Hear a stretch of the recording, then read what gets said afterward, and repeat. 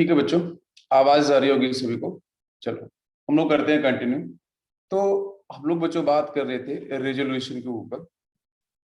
Resolution का basic मतलब था आपका सेपरेशन, कि जो भी आपके ऑप्टिकली एक्टिव कंपाउंड आपको, ठीक है, दिए जाएंगे एक ही बीकर के अंदर, तो उनको हम लोग सेपरेट आउट कैसे कर सकते हैं, उनको हम अलग अलग कैसे कर सकते हैं, ठीक है, उसी को हम लोग बोलते हैं रेजोल्यूशन। ठीक है, तो इसकी एक इजी ट्रिक है। ठीक है, उस इजी ट्रिक को देखो मैं आज डिस्कस करूंगा पहले, फिर मैं आपको इससे एग्जांपल्स करा दूंगा एक दो, तो आपको समझ में आ जाए। देखो इजी ट्रिक यहाँ पे कुछ इस तरीके से है कि अगर मान के चलो बच्चों क्वेश्चन के अंदर पहला केस लेते हैं अपन लोग, तो यहाँ पे क्या कर लेते हैं, एक तरफ मैं लिखता हूँ रेशमिक मिक्सचर। ठीक है, रेशमिक मिक्सचर का मतलब आपकी वही आर एस आपको एक साथ मिलेंगे। और सेकंड केस में हम लोग ले लेते हैं यहाँ पे कि हम लोग कौन से रिएजेंट को यूज करेंगे। ठीक है, रिएजेंट हमारा कौन सा होगा, और इसके बाद यहां से हम बात करेंगे प्रोडक्ट, कि हमारा प्रोडक्ट फॉर्म कौन सा होगा। तो रेशियो मिक्सचर में आपको पता है यहाँ पे आर और आर के साथ एस गिवन होगा। ये क्लियर है, मतलब ये पूरे के पूरे दोनों एक ही बीकर में आपके प्रेजेंट। इतनी बात क्लियर है बच्चों। मतलब रेशियो मिक्सचर का मतलब क्या है, जहाँ पे आर और एस क्या हो एक साथ आपके प्रेजेंट, तो एक ही बीकर में आपको मिलेगा। तो अब एक क्वेश्चन है कि यहाँ पे हम लोग रिएजेंट कौन सा यूज करें। तो सपोज मान के चलो आपने रिएजेंट आर यूज किया है। ठीक है, आर टाइप का रिएजेंट आपने यूज किया है, तो आप मुझे बताओ यहाँ पे प्रोडक्ट कौन कौन से बनेंगे, कौन कौन सी पॉसिबिलिटी होगी। तो एक तो आर के साथ ये आर कंपोजिट हो जाए, और इस एस के साथ ये आर कंपोजिट हो जाए। तो पहला आपको मिल सकता है आर के साथ आर, फर्स्ट प्रोडक्ट आपको मिल सकता है। ठीक है, और सेकंड कौन सा मिलेगा आपको, सेकंड आपको मिल जाएगा एस के साथ आर। यही तो दो मिलेंगे ना प्रोडक्ट। बताओ जरा सोच के आपको, मैं रेजोल्यूशन बता रहा हूँ कि रेजोल्यूशन का मतलब है कि जो ऑप्टिकली एक्टिव कंपाउंड्स हैं उनको अलग अलग करना।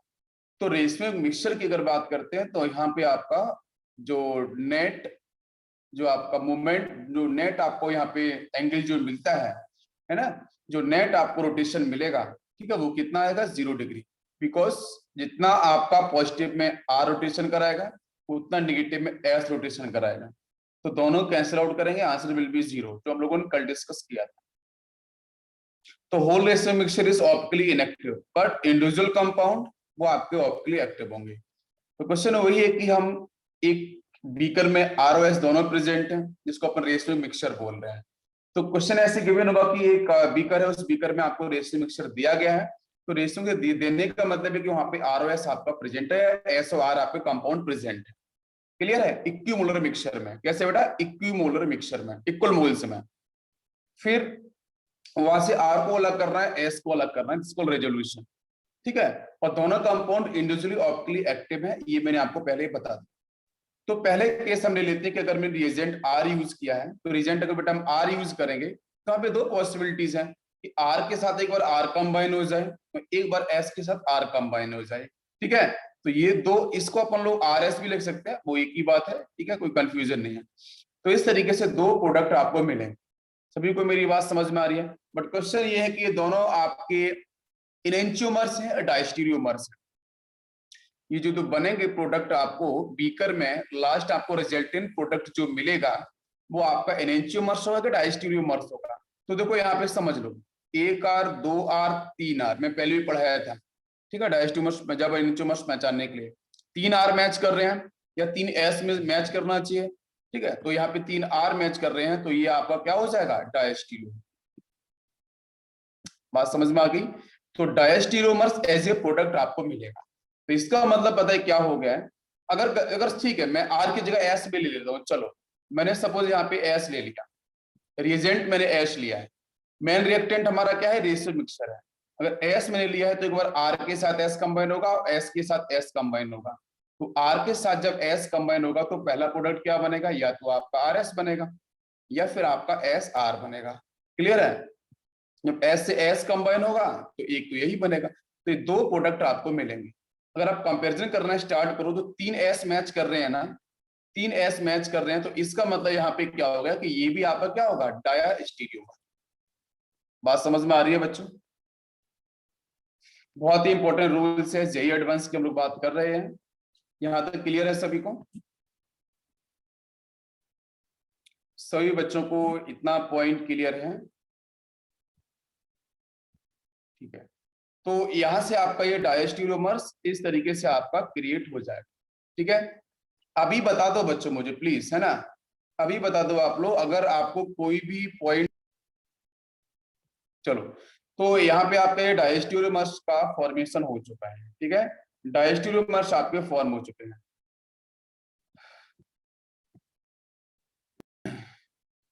तो बच्चों यहाँ पे आपका देखो ये डायस्टीरियोमर्स आपका हो चुका है, और ये बेटा हम लोग बिल्कुल पढ़ रहे हैं जेई एडवांस। ठीक है, आईटी वाला सेक्शन देख रहे हैं। ठीक है, यस, ठीक है, तो बहुत ही इजी है। आपको क्वेश्चन में सिंपल तरीके से दिया जाएगा, या तो बच्चों आर या फिर आपका एस। मेरी बात समझ में आ रही है? तो अभी हम एग्जांपल लेंगे ना, तो आपको समझ में आ जाएगा, डोंट वरी। ठीक है, अभी एक इजी मेथड है, उसको समझ लो, फिर इसी इजी मेथड को ना, इजी ट्रिक को हम लोग लगाने वाले हैं, अप्लाई करने वाले हैं ना, तो क्लियर हो जाएगा। चलो बच्चों, हम लोग बात करते हैं सेकेंड केस की तरफ।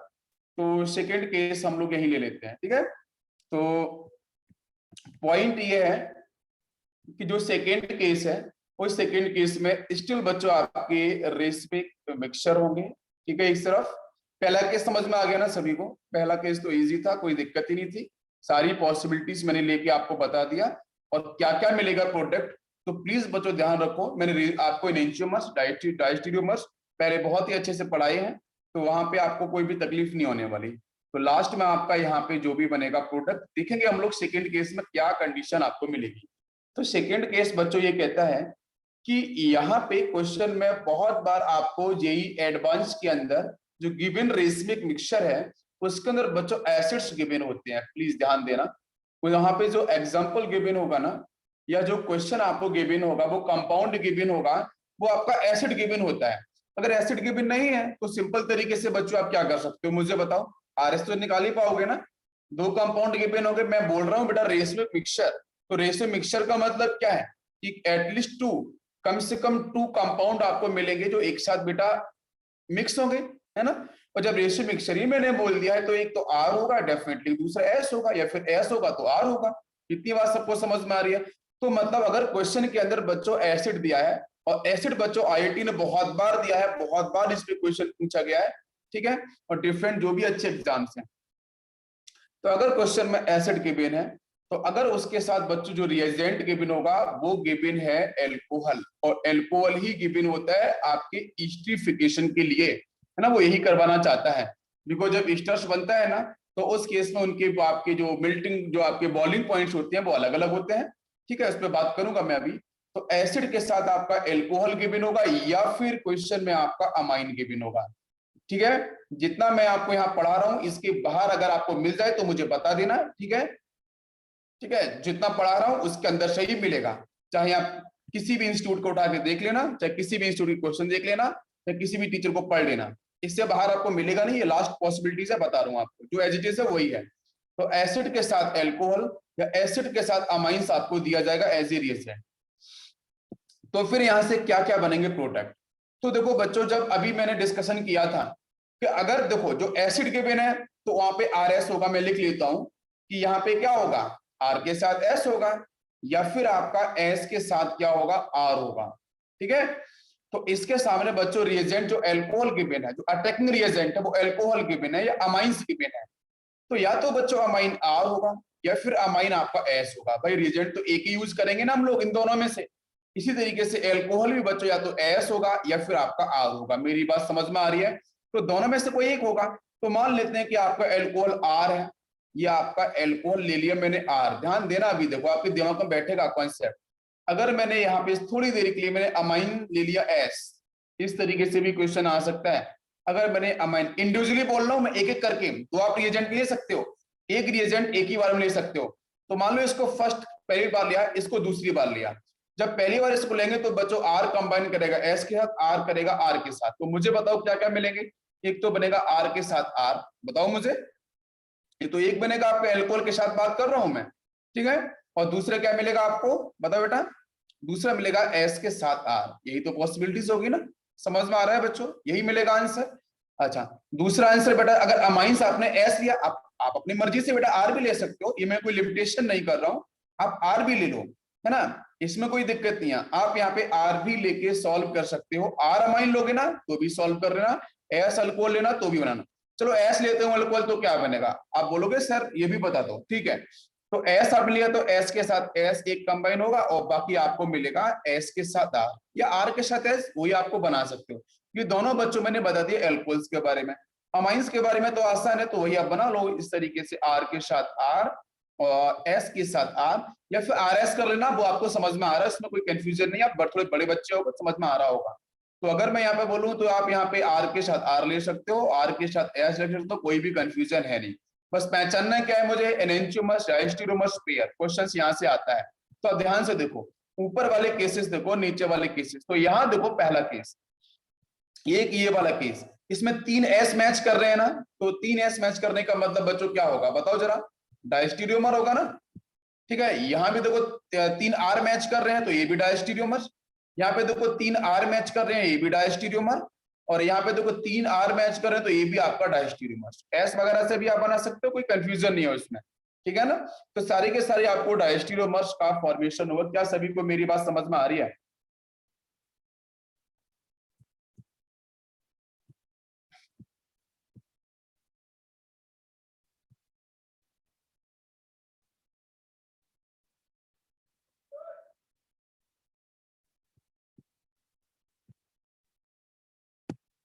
ठीक है, तो देखो अब देखेंगे हम लोग यहाँ से, अगर बच्चों मैंने एल्कोहल्स लिया था तो यहाँ से आपको मिलेंगे, 1 सेकेंड, यहाँ से आपको मिल जाएगा, यहाँ से आपको मिल जाएगा 2 डायस्टीरियोमर्स, ठीक है, एल्कोहल मिल जाएंगे आपको, और यहाँ से आपको मिल जाएगा 2 डायस्टीरियोमर्स, एल्कोहल से नहीं बेटा मिलेगा, एल्कोहल तो आपने रिजेंट यूज किया था, तो फाइनल प्रोडक्ट क्या मिलेगा, एल्कोहल प्लस एसिड, जब कंबाइन करेंगे तो क्या फॉर्म होगा, ईस्टर का, है ना। तो दो आपके 2 ईस्टर का फॉर्मेशन हो जाएगा। कल बताया था ना वाटर मॉलिक्यूल्स, एसिड से OH जाएगा, ठीक है, एसिड से OH रिलीज होगा, एल्कोहल से बेटा H रिलीज होता है, तो यहाँ से H और OH मिलके क्या होगा, वाटर मॉलिक्यूल्स रिलीज होगा, तो 2 आपको डायस्टीरियोमर जो मिलेंगे वो ईस्टर होंगे, ठीक है, और यहाँ पे 2 आपको डायस्टीरियोमर जो मिलेंगे वो आपके क्या होंगे बताओ, एमाइड होंगे, क्या होंगे, एमाइड होंगे, ठीक है, एमाइड, ठीक है। आपके अमाइन से निकलेगा हाइड्रोजन, अमाइन से निकलेगा हाइड्रोजन, और एसिड से निकलेगा आपका वही OH, ठीक है, तो यहाँ से वाटर मॉलिक्यूल बाहर जाएगा, तो ये आपके बनेंगे प्रोडक्ट, ठीक है। तो यहाँ तक आपको ये हो गया है क्लियर कि अगर ये पॉसिबिलिटीज होगी तो हम किस तरीके से आंसर को डिफाइन कर सकते हैं। बाकी बात उसके बाद में हम लोग क्या करेंगे, हाइड्रोलिसिस कराएंगे और हीट यूज करेंगे, उसके बाद बनेंगे आपके प्रोडक्ट। चलो अब इसके बाद देखो हम लोग डिस्कशन करेंगे कि एग्जांपल्स की तरफ, ठीक है, आपको बिल्कुल क्लियर क्रिस्टल हो बेटा, बहुत ही आराम समझ में आ जाएगा। जैसे मान के चलो मैंने एक कंपाउंड लिया, ध्यान से देना, मैंने एक कंपाउंड लिया है यहाँ पे CH3, ये लिया है मैंने C2H5, और यहाँ पे लिया है मैंने हाइड्रोक्सी, ध्यान देना, और ये लिया मैंने हाइड्रोजन। आपको ये क्या दिख रहा है, ठीक है, आपको ये क्या दिख रहा है, ये आपका एल्कोहल है, क्या है आपका, ये एल्कोहल है, और एल्कोहल है बच्चों, ठीक है। तो यहाँ पे आप इसका रोटेशन निकाल पाओगे बच्चों, रोटेशन निकालोगे ना, तो चलो निकाल लो एक बार रोटेशन प्लीज, ठीक है। देखो यहाँ पे सबसे बेटा हाईएस्ट किसका होगा बताओ, सबसे बेटा आपकी हाईएस्ट प्रायोरिटी किसकी, RS में से कौन सा होगा आंसर बताओ मुझे, हाईएस्ट प्रायोरिटी अल्कोहल होगा वो ऑक्सीजन की वजह से, सेकेंड आपका ये हो जाएगा, थर्ड आपका ये हो जाएगा, राइट, और फोर्थ आपका ये हो जाएगा। तो 1 से 2, 2 से 3 बच्चों रोटेशन यूं होगा, बट आपका जो लीस्ट प्रायोरिटी हाइड्रोजन है वो कहाँ पे बच्चों, आपके हॉरिजॉन्टल लाइन पे, वर्टिकल लाइन पे तो नहीं है ना, तो जो आंसर होगा उसको हम चेंज करेंगे। तो रोटेशन कैसा है, घड़ी बच्चों ऐसे ही घूमती है ना इस तरीके से, this is clockwise rotation, if it is clockwise तो answer will be R, R होगा ना, तो आर तो आंसर होगा नहीं सर, तो आंसर हो जाएगा एस। कितने बच्चों को बात समझ में आ गई, तो एस, मैंने जो अल्कोहल दिया था वो एस था एक्चुअली में, ठीक है। और इसके सामने मैं यहाँ पे यूज करता हूँ एक रेशियो मिक्सचर, ठीक है, ये हो गया है आपका रिएजेंट, ये हो गया है आपका रिएजेंट जो देखो बच्चों मैंने बताया था। अब इसके सामने हम लोग लेने वाले रेशियो मिक्सचर, तो रेशियो मिक्सचर लेते हैं जरा, यहाँ पे आपका हाइड्रोजन है, ये आपका CH3 है, यहाँ पे आप ले लेते हैं C2H5, और यहाँ ले लेते हैं हम लोग C double bond 4, now it is OH। एक ठीक से एग्जांपल लेते हैं, ये एक्चुअली में एसिड है पूरा का पूरा, ये जो अटैच, ठीक है। नीचे भी मैं यहाँ पे वही ग्रुप को मैं चेंज करता हूँ, तो यहाँ ले लेते हैं हम लोग CH3, ऊपर कर लेते हैं C2H5, यहाँ पे कर लेते हैं हाइड्रोजन, और इधर कर लेते हैं C double bond O, now it is OH। ध्यान दो बच्चों, रोटेशन अपन चेक करें। चलो, सबसे हाईएस्ट कौन होगा, तो आपका हो जाएगा ये एसिड, राइट। दूसरा कौन होगा, ये। थर्ड कौन सा होगा आपका, ये। फोर्थ आपका ये। तो 1 से 2, 2 से 3 मतलब रोटेशन यूं होगा। और लीस्ट प्रायोरिटी आपकी कहाँ पे है, वर्टिकल लाइन, हॉरिजॉन्टल लाइन पे है। हालांकि रोटेशन आपका एंटी क्लॉकवाइज है, तो आपका आंसर यहाँ पे आना चाहिए एस। अगर एस आंसर होगा तो एस तो बनेगा नहीं, because of least priority present on vertical line, right. तो फिर यहां से आपका आंसर हो जाएगा ऊपर वाला आर। नेक्स्ट में देखते हैं, नीचे की तरफ देखते हैं। यस, तो यहाँ पे देखेंगे तो 1 आपका ये हो जाएगा फर्स्ट, सेकंड कौन सा होगा, ये। थर्ड आपका ये, फोर्थ आपका ये। तो यहाँ पे रोटेशन इस तरीके से होगा, 1 से 2, 2 से 3। ठीक है, रोटेशन कैसा है बच्चों, क्लॉकवाइज है। इफ इट इज क्लॉकवाइज तो आंसर बच्चों आना चाहिए आ, but least priority present on horizontal line, जैसे हाइड्रोजन, तो यहाँ पे आंसर आपका पलट जाएगा, तो आंसर हो जाएगा आप एस। क्या सभी बच्चों को मेरी बात समझ में आ रही है। तो ये आपको जो गिवन है, ये दोनों के दोनों कंपाउंड, ये बच्चों कैसे हैं, रेशमिक मिक्सचर है। बिल्कुल समझ में आ रहा है। रेशमिक मिक्सचर आपको गिवन है, सामने रिएजेंट गिवन है आपका एल्कोहल। अब चलते हैं हम लोग बेटा प्रोडक्ट की तरफ। अब यहाँ से हम लोग बात कर लेते हैं प्रोडक्ट, तो क्या क्या बनेंगे प्रोडक्ट, ठीक है, उस पर करेंगे हम डिस्कशन। तो सबसे पहला केस देखो बच्चों, अगर मैं फर्स्ट केस की बात करूं, ऊपर से बात करूं, तो आपको पता है एल्कोहल से बच्चों क्या रिलीज होगा, यहाँ से हाइड्रोजन, और यहाँ से एसिड से बच्चों पहला मॉलिक्यूल लिया मैंने ऊपर वाला जो आर वाला था, ठीक है, ये वाला। तो H और OH, यहाँ से वाटर मॉलिक्यूल्स बाहर निकल जाएगा। अरे बताओ, इजिली आपका वाटर मॉलिक्यूल्स यहाँ से एलिमिनेट हो जाएगा। बाकी जो बचा है उसको एज इट इज लगा दो, कोई कंफिग्रेशन चेंज नहीं करना है। तो इस मॉलिक्यूल्स के साथ देखो मैं क्या कर रहा हूँ, यहाँ पे आपका ये हाइड्रोजन है, और ऊपर आपका CH3 होगा बच्चों, नीचे आपका C2H5 होगा, बाकी एक ऑक्सीजन बचेगा, और इधर आपका क्या आएगा, देखो C डबल बॉन्ड O आएगा, और यूं हम इसको बना लेते हैं CH3, यहाँ से C2H5 बच्चों, और यहाँ पे आपका हाइड्रोजन। क्या सभी को मेरी बात समझ में आ रही है। ये पहला प्रोडक्ट सभी बच्चों क्लियर है बेटा, फर्स्ट प्रोडक्ट, ठीक है, पहले सभी बच्चों क्लियर हो रहा है। अब आते हैं बच्चों सेकंड प्रोडक्ट, कि जब ये अल्कोहल इससे कंबाइन करेगा तो फर्दर बच्चों यहाँ से OH और यहाँ से H, तो फिर से वाटर मॉलिक्यूल्स रिलीज हो जाएगा। ठीक है, इतना बच्चों डेप्थ में आपको कहीं नहीं मिलेगा जितना मैं आपको बता रहा हूँ यहाँ पे, ठीक है। तो यहाँ से देखो क्या आंसर बनने वाला है, H और OH निकाल दो, H सपोर्ट आगे जोड़ दो, कोई दिक्कत ही नहीं है। ठीक है, तो यूं देखो मैं लेके आता हूँ यहाँ पे हाइड्रोजन, और यहाँ पे आपका ये CH3, और ये आपका हो गया है C2H5, यहाँ से अल्कोहल से बचा था ऑक्सीजन, इधर होगा आपका C डबल बॉन्ड O, और यहाँ पे हाइड्रोजन, ये आपका C2H5, और यहाँ पे आपका CH। सभी क्लियर हो रहा है कि पहले इतना बता दो। अब ना क्वेश्चन इज दिस कि जो बने प्रोडक्ट हैं क्या आपकी वो डायस्टीरियोमर है एनेंटियोमर्स, इतनी मुझे बताओ इन्फॉर्मेशन। जो गिवन कंपाउंड है हमारे वो डायस्टीरियोमर्स है एनेंटियोमर्स, तो आपको निकालने की भी जरूरत नहीं पड़ेगी बच्चों, आपको तो निकालने की भी जरूरत नहीं पड़ेगी। हाँ बिल्कुल, निकालने की जरूरत पड़ेगी नहीं, क्योंकि ऑलरेडी मैंने रिएक्टेंट क्लियर कर लिए थे कि एक आर था सर, रेसिन मिक्सचर में आर और एस मिल गया था, तो जब कॉम्बिनेशन होगा ना, तो कॉम्बिनेशन होने से आपका डायस्टीरियोमर ही मिलने वाला है।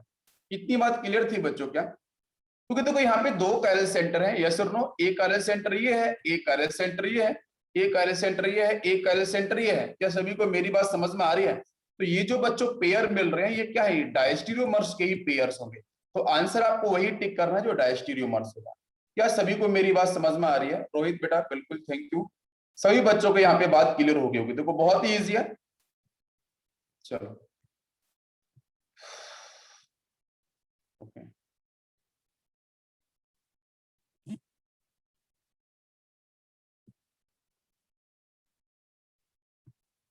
देखो इसके बाद अब हम बात करेंगे नेक्स्ट केस की तरफ। नेक्स्ट केस बना लेता हूं मैं थर्ड केस, ठीक है, दो केसेस डिस्कस कर दिया मैंने, थर्ड केस पे आता हूं। थर्ड केस में मान के चलो बच्चों, आपको जो रेशमिक मिक्सचर है वो आपको यहाँ पे दे रखे हैं एसिड, ठीक है, क्या दे रखे हैं बच्चों, एसिड दे रखा है, और उसके साथ जो रिएजेंट है, ठीक है, ये आपका रेशमिक मिक्सचर आपको यहाँ पे एसिड दे रखा है। इसके बाद बच्चों आएगा आपका यहाँ पे रिएजेंट, बच्चों बात समझ में आ रही है। रिएजेंट मान के चलो मैंने वहां पे वही अल्कोहल दे रखा था, ठीक है, यहाँ पे रिएजेंट क्या दिया है मैंने, एल्कोहल दिया है, या तो आर वाला या एस वाला, इतनी बात समझ में आ रही है। और इसके बाद बच्चों बनेंगे यहाँ पे प्रोडक्ट। ऊपर मैंने क्या लिया था कि रेशमी मिक्सचर था, उसके साथ एक ही रिएजेंट था, या तो आर था या फिर एस था। अब मैंने यहाँ पे आर और एस दोनों ले लिए हैं इस तरीके से, रिएजेंट एस आपके एल्कोहल एस एसिड्स के साथ। तो फिर यहाँ पे कौन कौन से पेयर बनेंगे, पेयर बनाओ बेटा जरा। एक तो आर के साथ आर बनेगा, बनेगा ना, बताओ। और क्या बनेगा, आर के साथ एक एस बनेगा, सारे के सारे पेयर्स बना लो। फिर कौन सा बनेगा, ये आपका सेकंड हो गया, ये सेकंड हो गया है, ठीक है। थर्ड आपका पेयर कौन सा होगा, वही एस के साथ हम आर बोल सकते हैं इसको, ठीक है। फोर्थ पेयर वो तो मैच कर जाएगा, फोर्थ होगा आपके एस के साथ एस, और यही तो बनेगा ना। इतनी तो पेयर्स बनेंगे, सारी पॉसिबिलिटीज लिख लो, जो जो पॉसिबिलिटीज हैं सारी की। मैंने एल्कोहल यहाँ पे आर भी लिया है, एस भी लिया है। इसके पहले मैंने दूसरे केस में या तो आर लिया था या फिर एस लिया था, कोई एक लिया था। यहाँ पे मैंने दोनों ले लिए हैं, बात समझ में आ रही है। एसिड आपका आर भी है एस भी है, और रिएजेंट आपका आर भी है एस भी एल्कोहल है। तो इतने पेयर्स बनेंगे ना, क्या ये पेयर्स आपको समझ में आ रहे हैं। उसके पहले तो दो ही पेयर्स बन रहे थे ना, अभी चार पेयर्स बनेंगे। अब ये जो पेयर्स बन चुके हैं, ये सारे के सारे बेटा, यहाँ पे एसिड है, यहाँ पे एल्कोहल है। तो जो यहाँ से रिएक्शन होकर जो बनेंगे पेयर्स, वो किसके होंगे, वो पेयर होंगे आपके ईस्टर्स, ईस्टर्स के पेयर होंगे ना। इतनी बात क्लियर है। अच्छा, अब ये जो पेयर बन चुके हैं, इन पेयर्स को बच्चों हम लोग करते हैं गरम। गरम का मतलब होता है हीट करना। इसको बच्चों आप गरम कर दो, हीट कर दो। तो हीट करने पे क्या होगा, हीट करने पे ये होगा कि यहाँ पे टू फ्रैक्शन, ठीक है, टू फ्रैक्शन आपको मिलेंगे, टू फ्रैक्शन आपको मिलेंगे। टू फ्रैक्शन कौन कौन से मिलेंगे वो इंपॉर्टेंट है। तो गर्म करने पे टू फ्रैक्शंस मिलेंगे, जिन फ्रैक्शंस को देखो मैं यहां समझाता हूं। इसमें जो पहले फ्रैक्शन की बात करूं तो आपको मिलेंगे टू पेयर आपके एनेंचियोमर के, ठीक है।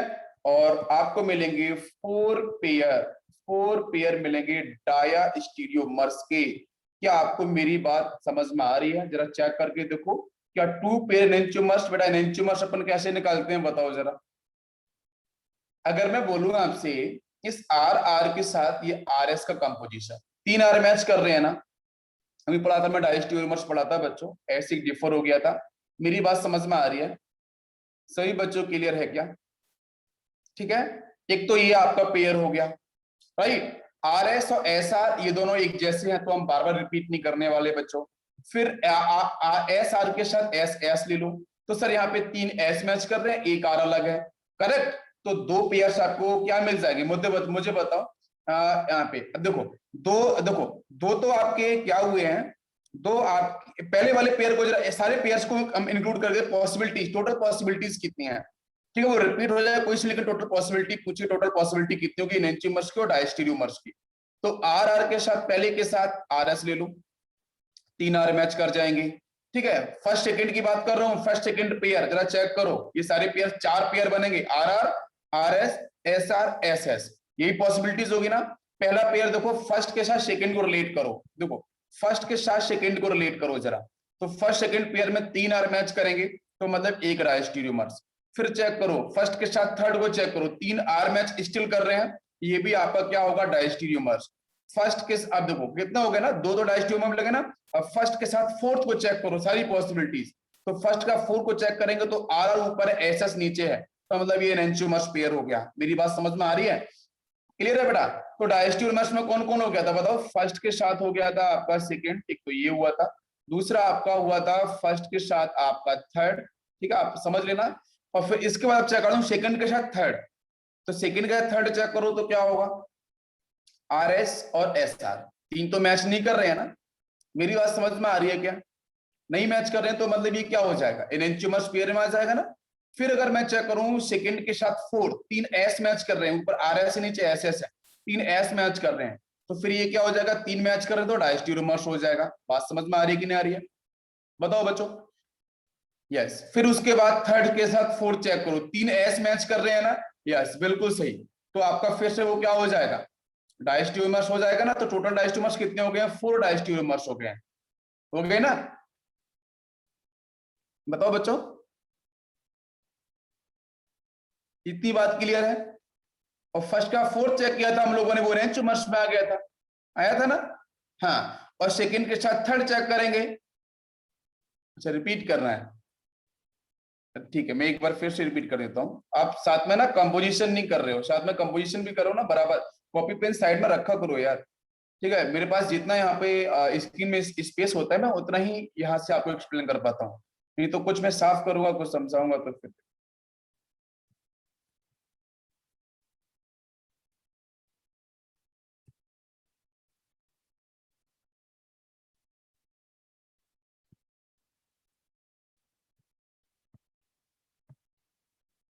चलो फर्स्ट लेते हैं, देखो पहला केस लेते हैं। देखो फर्स्ट के साथ सेकंड मैच कराओ, फर्स्ट एंड सेकंड। अब ये पहचानते चलो, 3 R हो रहे हैं ना, आंसर करो, डायस्टियोमर। नेक्स्ट केस, फर्स्ट के साथ थर्ड, बताओ आंसर, आंसर बताओ सभी लोग, जिसको जिस बच्चे को डाउट था वो आंसर बताए, मैं आंसर नहीं बताने वाला बेटा, इतना पढ़ाने के बाद अब आंसर नहीं बताने वाला। पहला केस कौन सा होगा, 3 R मैच कर रहे हैं यार, डायस्टियोमर कैसे होगा, फर्स्ट के साथ थर्ड डायस्टियोमर होगा, 3 R मैच कर रहे हैं क्या, ठीक है। चलो फिर बताओ फर्स्ट के साथ फोर्थ क्या होगा, बताओ बेटा सभी लोग, फर्स्ट 4 मैच कराओ, कोई 3 मैच ही नहीं कर रहे हैं तो एनेंटियोमर्स बिल्कुल टिक कर दो, कोई इश्यू नहीं है उसमें। तो फर्स्ट के साथ मैंने first second first third first fourth बना लिया। अब आते हैं सेकेंड, सेकेंड के साथ थर्ड चेक करो, करो चेक बेटा जल्दी से, सेकेंड थर्ड एनेंटियोमर्स बिल्कुल सही। नेक्स्ट बेटा सेकेंड के साथ चेक करो फोर्थ, आंसर करो, 3S मैच कर रहे हैं ना, डायस्टियोमर। यहां तक क्लियर हो गया। चलो नेक्स्ट देखते हैं अपन। हाँ नेक्स्ट मैं देख रहा हूं यहाँ पे आपका थर्ड के साथ फोर्थ, बताओ आंसर, थर्ड के साथ फोर्थ, तो ये बड़ा क्या हो गया आपका, डायस्टियोमर हो गया ना डायस्टियोमर यहां तक, ठीक है। अभी देखो कितने डायस्टियोमर्स मिल रहे हैं, डायस्टियोमर्स कितने मिल रहे हैं, हाउ मेनी डायस्टियोमर्स हियर, बताओ बच्चों आंसर, 1 2 3 4, 4 डायस्टियोमर पेयर हुए कि नहीं हुए, एनेंटियोमर्स विल बी 2, तो आंसर विल बी 2। क्या मेरी बात सबको समझ में आ रही है बेटा, यहाँ पे स्पेस थोड़ा सा कम हो जाता है बताते समय, इसलिए मैं थोड़ा सा आपको इमेजिन करने को बोलता हूँ, बाकी और कुछ भी नहीं, ठीक है, क्योंकि चीजें हो चुकी हैं, मैं इसलिए कोशिश करता हूँ कि आप थोड़ा अपना दिमाग का यूज करो, आंसर आप बिल्कुल बताओ, ठीक है। चलो सभी, अभी अभी आप लोगों से ना, चलो इसके बाद बच्चों हम लोग थोड़ा और एग्जांपल लेने की कोशिश कर रहे हैं, ठीक है, आप लोग जरा आंसर कर।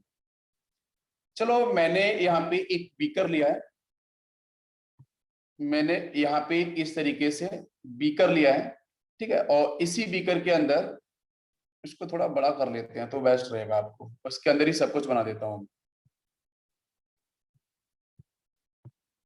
ये मैंने इस तरीके से मतलब कंपाउंड लिख लेता हूँ, चलो यहाँ लिया मैंने इथाइल ETH, और यहाँ पे कार्बन है, ऊपर आपका मिथाइल है, नीचे आपका हाइड्रोजन है, यहाँ पे आपका है C डबल बॉन्ड OH, और इसी के साथ मैंने लिया है, ये आपका 50% सॉल्यूशन है, और नीचे मैंने एक मॉलिक्यूल और लिया है इसी से मिलता जुलता, यहाँ पे आपका इथाइल है, और ये आपका कार्बन है, इधर हाइड्रोजन लिया है, इधर मिथाइल लिया है, और यहाँ ले लिया मैंने C डबल बॉन्ड OH, और ये भी आपका 50% है। हो सकता है क्वेश्चन में वो आपको इक्विमोलर वर्ड यूज करे, इक्विमोलर, ठीक है बच्चों, इक्विमोलर, ये दो मैंने कंपाउंड दे दिया, राइट। और इसके सामने मैंने क्या किया है, एक रिएजेंट यूज किया है, ये तो बच्चों समझ में आ गया वो आपको, उसकी सरिया रेशियो मिक्सचर है, आप रोटेशन निकाल लेना, ठीक है। अच्छा इसके सामने मैंने एक रिएजेंट लिया है कार्बन, यहाँ मैंने ऐड किया है इथाइल, यहाँ पे हाइड्रोजन है, यहाँ पे मिथाइल है, ठीक है, और यहाँ पे आपका ये हाइड्रोक्सी पार्ट, ये है आपका रिएजेंट, ये है आपका रिएजेंट, और मैंने बताया भी था जनरली आपको यहाँ पे रेशियो मिक्सचर के अंदर बेटा एसिड यूज करने को देगा। और यहाँ पे आपको रिएजेंट में क्या मिल रहा है, एल्कोहल मिल रहा है। सॉल्व करो और बताओ आंसर क्या क्या बनेंगे बच्चों प्रोडक्ट, और कितनी कितनी पॉसिबिलिटीज होंगी। तो यहां से आपको जो कंटेनर होगा उस कंटेनर के अंदर क्या मिलेगा बताओ बच्चों, उस कंटेनर के अंदर रिजल्ट आपको क्या मिलने वाला है। एक तो आपको मिलेगा आर के साथ आर, बताओ मुझे, आप एक बार इसके रिएक्शन इसके साथ कराओगे, एक बार रिएक्शन इसके साथ कराओगे ना बच्चों। तो एक तो मिलेगा ये वाला प्रोडक्ट, आर के साथ आर मिलेगा, मिलेगा ना, बात समझ में आ रही है, क्योंकि एक ही तो दिया है मैंने। और दूसरा बच्चों क्या मिलेगा, आर के साथ एस मिलेगा या फिर एस के साथ आर मिलेगा। ये बीकर के अंदर ही तो मिलेगा, ये दोनों एक ही है, ठीक है। मेरी बात समझो बच्चों ध्यान से, रोटेशन आप करके देख लो, बिल्कुल यस डेफिनेटली। तो ये दोनों के दोनों जो यहाँ पे मिलेंगे पेयर्स आपको, ये आपके ईस्टर होंगे ना बच्चों। 3 आर मैच कर रहे हैं तो डेफिनेटली आपका ये क्या होगा, डाया स्टीरियोमर्स होंगे ईस्टर्स। समझ में आ गया, डायस्टीरियोमर्स होंगे। अब ना क्वेश्चन ये है कि सर ये डायस्टीरियोमर्स मुझे मिल गए हैं, तो मैं इनको अलग अलग कैसे करूं। तो देखो बच्चों यहाँ पे क्या होगा कि डायस्टीरियोमर्स की मैंने बताई थी फिजिकल प्रॉपर्टीज अलग होती हैं, होती कि नहीं होती हैं बच्चों, बिल्कुल। तो उसकी वजह से बच्चों मैं यूज करूंगा फ्रैक्शनल डिस्टिलेशन। फ्रैक्शनल डिस्टिलेशन जो बच्चों दोनों लिक्विड फेज में होगा, ये भी ईस्टर लिक्विड फेज में होगा और नीचे वाला ईस्टर भी लिक्विड फेज में होगा। तो हम फ्रैक्शनल डिस्टिलेशन यूज करते हैं बिकॉज बच्चों यहाँ पे दोनों क्या होगा, दोनों का डिफरेंट होगा आपका बॉइलिंग पॉइंट। इसलिए बेटा हम लोग फ्रैक्शनल डिस्टिलेशन का मतलब हीट हम लोग यहाँ पे सप्लाई करेंगे। मेरी बात समझ में आ रही है। और जैसे बच्चों फ्रैक्शनल डिस्टिलेशन हम यूज करेंगे तो यूज करने के बाद आपको यहाँ पे आर के साथ आर कंपोजिशन वाला एक अलग आपको सेपरेट बीकर मिल जाएगा। और दूसरा आपको, मैं देखो कंपाउंड नहीं बना रहा हूँ क्योंकि स्पेस थोड़ा सा कम है बच्चों, समझ लो। और सेकंड आपको मिल जाएगा आर के साथ एस, क्योंकि दोनों का क्या है, दोनों का आपका जो बॉइलिंग पॉइंट, बेटा बॉइलिंग पॉइंट बताया ना, एक ऐसा टेम्परेचर एक ऐसा पॉइंट है ना जिसपे लिक्विड आपके वेपर में कन्वर्ट होता है। तो मान लो इन दोनों में से किसी का आपका बॉइलिंग पॉइंट कम है, तो वो कम टेम्परेचर बच्चों कहां से स्टार्ट होगा, 0 1 2 3 10 है ना, 50 100 इस तरीके से। तो जिसका आपका बॉइलिंग पॉइंट कम होगा वो पहले वेपराइज हो जाएगा। तो जैसे वेपराइज होगा उसको हम वेपर्स को लेकर कंडेंस कर लेंगे भाई। उसी जैसे मान के चलो ये वाला पोर्शन आपका पहले, ये वाला पोर्शन आपका ना, ये वाला पोर्शन आपका पहले वेपराइज हुआ, इसका मान लेते हैं कि आपका बॉइलिंग पॉइंट कम था।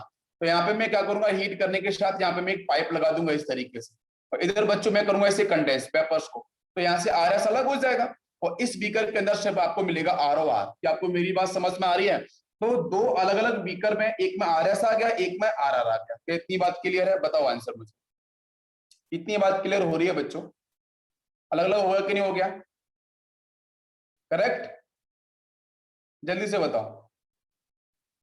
इतनी बात सभी को समझ में आ रही है कि नहीं आ रही है। ओके, अब मैं क्या करूंगा, अब मैं ये करूंगा कि यहाँ पे इसके साथ और इसके साथ भी आप कर सकते हो, कोई इश्यू नहीं है। लेकिन मुझे चाहिए आर एस, मुझे आर आर तो नहीं चाहिए ना, मुझे आर आर तो नहीं चाहिए ना बेटा। आर आर नहीं चाहिए तो उसको छोड़ दो, आप इस लिक्विड को छोड़ देना साइड में। मुझे आर एस चाहिए, तो मुझे यहाँ से इस बीकर ये मिले, हम ये इंपॉर्टेंट है क्यों, क्योंकि यहाँ पे आर बी और एस भी प्रेजेंट है। तो मैं क्या करूंगा बच्चों, मैं यहाँ पे फॉलो करूंगा hydrolysis following the acidic medium. Acidic medium के साथ बच्चों में फॉलो करूंगा क्या, जिसको अपन H3O प्लस भी बोल सकते हैं, हाइड्रोनियम आयन। तो मैं जैसे पानी डालूंगा तो पानी डालने बच्चों ईस्टर कन्वर्ट, ये ईस्टर है ना, तो ईस्टर बच्चों कन्वर्ट किस में हो जाएगा बताओ जल्दी से। ईस्टर फिर से बच्चों कन्वर्ट हो जाएगा आपके एल्कोहल के अंदर और प्लस बच्चों एसिड के अंदर। भाई ये ईस्टर के पास, आर एस के पास बच्चों एल्कोहल भी है और ईस्टर भी है। क्या आपको मेरी बात समझ में आ रही है। तो एल्कोहल अलग हो गया और ईस्टर अलग हो गया, एल्कोहल अलग और एसिड अलग हो गया ना अलग। यस बिल्कुल, दोनों अलग हो जाएंगे। अब ये भी एक बीकर के अंदर पूरा का पूरा होगा, भाई एक बीकर में होगा ना एल्कोहल और एसिड। तो फिर से सर इससे अलग, क्योंकि मुझे क्या चाहिए, मुझे चाहिए एसिड, मुझे चाहिए एसिड। मेरी बात समझ में आ रही है, मुझे एसिड चाहिए किसी की हालत में। तो एल्कोहल का बॉइलिंग पॉइंट अलग होता है एसिड से, बोथ आर लिक्विड फेज। पूरे प्रोसेस को समझो। तो फिर से बच्चों मैं फॉलो करूंगा फ्रैक्शनल डिस्टिलेशन, क्योंकि यहाँ पे दोनों का बॉइलिंग पॉइंट अलग अलग है। तो एक बीकर जिसके बेटा जिसका बॉइलिंग पॉइंट कम होगा तो वो एक अलग बीकर में हम क्या करेंगे, उसमें पाइप लगा के उसको हम अलग करें। जैसे मान लेते हैं एसिड का बॉइलिंग पॉइंट सपोज कम होगा, उसको मैं अलग कर लूंगा।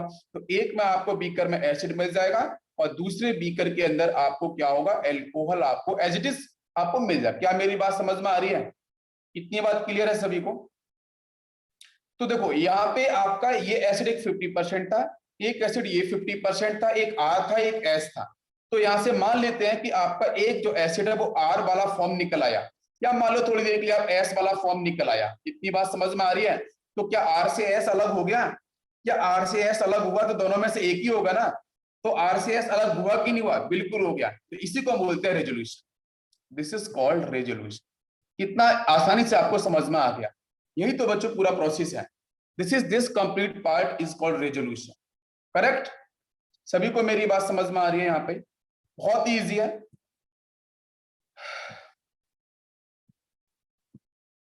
रेजोल्यूशन क्लियर हो गया होगा? Yes, thank you. अब देखो, अब बच्चों मैं यहाँ पे आपको बताने वाला हूं, एक सावधानी रखनी है, ठीक है? हिंदी में लिख रहा हूं, वैसे सावधानी तो आजकल सभी को ही रखनी है, ठीक है? लेकिन जो मैं पढ़ा रहा हूं, अगर वहां पे क्वेश्चन एडवांस में आ गया आईआईटी में, तो सावधानी रखनी है आपको। क्या रखनी है वो देख लो, कि यहाँ पे आपको अगर रेशमिक मिक्सचर गिवन है और यहाँ पे आप यूज करेंगे सेपरेटर, ठीक है? कि अगर कौन सा रेशमिक मिक्सचर गिवन है तो कौन सा सेपरेटर आपको यूज करना है, ठीक है? ये इसलिए मैं थोड़ा आपको बता रहा हूँ, इंपॉर्टेंट है, ध्यान दो। अगर बच्चों मान के चलो मैंने यहाँ पे रेशमिक मिक्सचर के अंदर मैंने यूज किया है एसिड, ध्यान देना बच्चों, अगर आपको क्वेश्चन में एसिड दे रखा है तो अपन सेपरेटर कौन सा यूज करेंगे? तो सेपरेटर बच्चों हम लोग कौन सा यूज करेंगे बताओ? Optically active.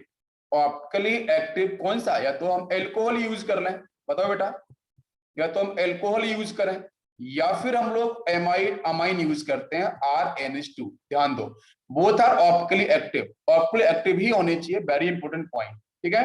Optically active alcohol या फिर ऑप्टिकली एक्टिव अमाइन हम लोग यूज करेंगे।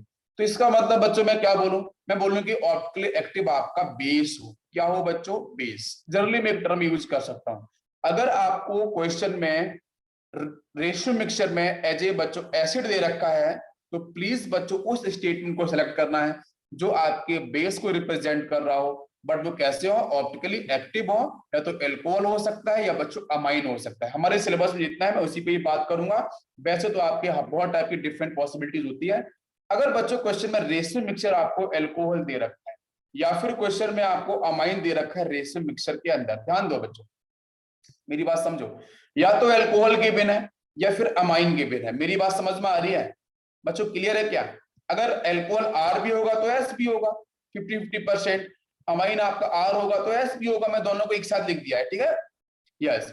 तो अगर ये गिवन है as a ratio mixture amine और एल्कोहल, ये बेटा आपका एल्कोहल है और ये आपका अमाइन है।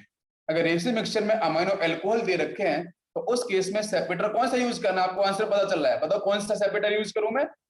ऑप्टिकली एक्टिव बेटा कौन सा एसिड यूज कर सकते हैं हम लोग? Optically active acid.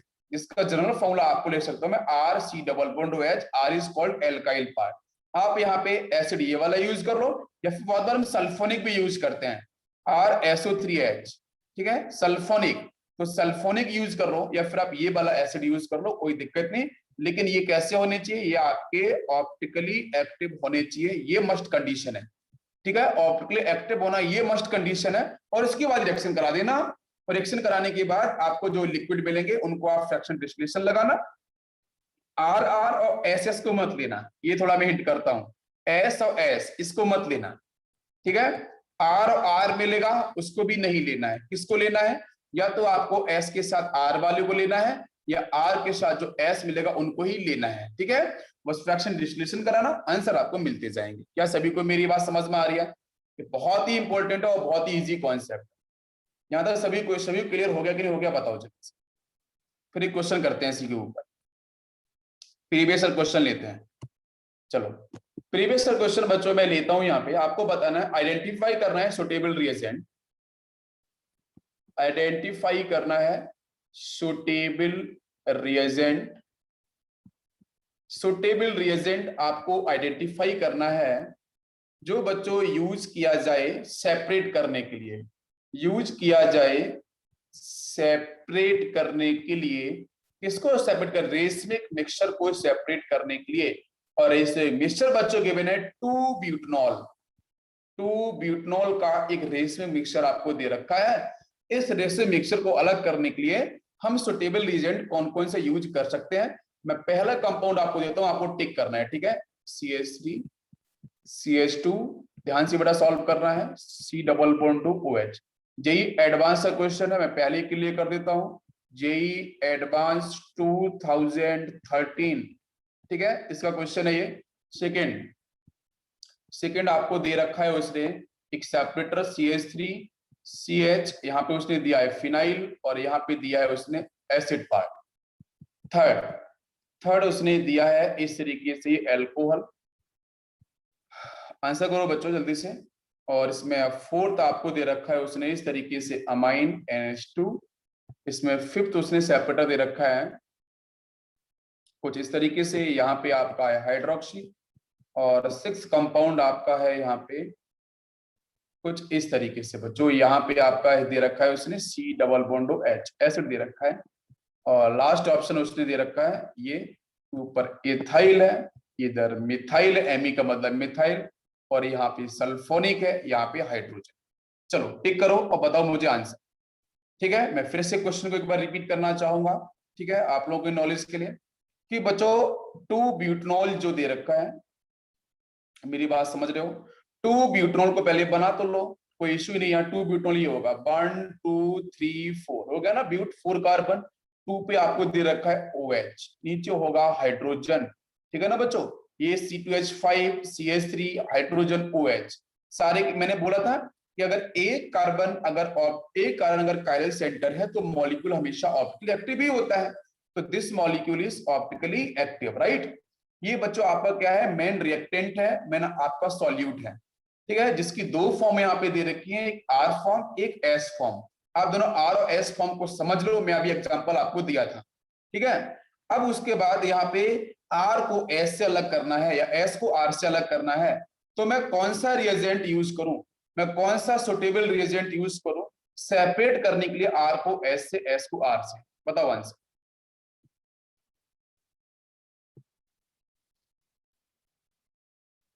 अभी तक सिर्फ एक बच्चे का आंसर आया, हाँ 2 बच्चों के आंसर आए हैं में।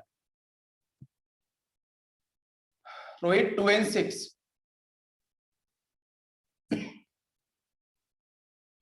हाँ 2 and 6 तो वो ऑलरेडी होगा, क्या ये नहीं होगा बेटा, ये आपका 7 वाला, मैंने बोला था ना सल्फोनिक कभी पढ़ाया था, सल्फोनिक भी हो सकता है ना, तो उसमें नंबर्स पूछते इंटीजर टाइप था। हाँ ऑप्टिकली एक्टिव भी देखना, बिल्कुल, ये यार मुझे आपने बहुत सही बताया, ऑप्टिकली एक्टिव देखना है, हाँ हाँ बिल्कुल, ऑप्टिकली एक्टिव भी तो देखना जरूरी है। हाँ तो पहले वाला क्या ऑप्टिकली एक्टिव होगा, नहीं होगा, इसलिए वो कैंसिल, इसलिए तो मैं पूछना चाह रहा था कि आप एक बार, कुछ बच्चे गलत आंसर कर रहे होंगे, करें फिर उसको मैं सही करूं, तो पहला वाला क्यों नहीं होने वाला, बिकॉज ये कार्बन आपका जो है उस पर 2 हाइड्रोजन आ रही है ना, तो ये ऑप्टिकली एक्टिव नहीं होने वाला, ये तो आपकी इनएक्टिव एसिड है। अच्छा यहाँ पे आ जाओ, यहाँ CH3 है, यहाँ फिनाइल है, ऊपर हाइड्रोजन है, इधर एसिड है, यस सर, ये तो बिल्कुल डेफिनेटली होगा सेकंड वाला, ये एल्कोहल नहीं होगा, अमाइन नहीं होगा, यहाँ पे एल्कोहल भी नहीं होने वाला, ठीक है। अब ये एसिड पे आ जाओ, यहाँ पे क्या है, यहाँ पे आपको इधर इथाइल है, मतलब ये आपका है C2H5, इधर 3 कार्बन है, 1 2 3, तो ये आपका डिफरेंट ग्रुप है, और यहाँ पे ऊपर एक हाइड्रोजन होगा, तो मतलब ये भी होगा। लास्ट वाले में क्या है,